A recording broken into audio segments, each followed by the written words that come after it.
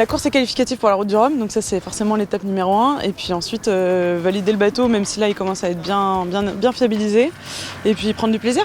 Moi j'ai jamais vu le Fastnet, donc c'est ma première fois.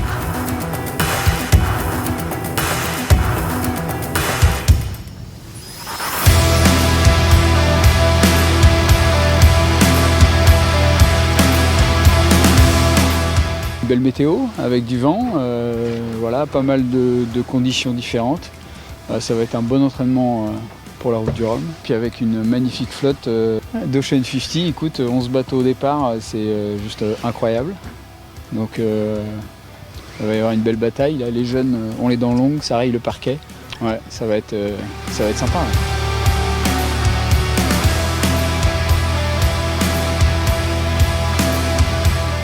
Départ directement vente arrière, là, on sait qu'on va faire quasiment 24 heures de vente arrière, donc c'est top, c'est ce qui plaît au bateau aussi, donc on a de quoi se faire plaisir.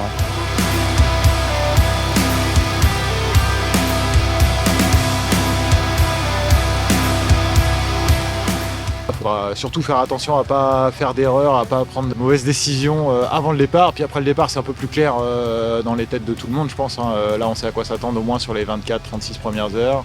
La redescente dans le golfe de Gascogne est plus incertaine. Donc ce qui est sûr, c'est qu'il y a un moment, ça risque de revenir par derrière. Dans le doute, il vaut mieux être devant, hein, c'est sûr. C'est bien, il va falloir se creuser les méninges à mi-parcours.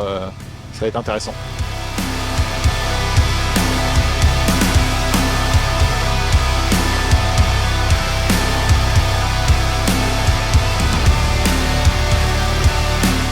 L'idée c'est vraiment de donner 100% en fait, du potentiel du bateau sur cette course pour voir ce que ça peut donner sur la Route du Rhum et se mettre dedans, quoi. C'est juste trop bien, les spectacles ils sont juste dingos de voir autant de bateaux différents sur la ligne avec plusieurs départs.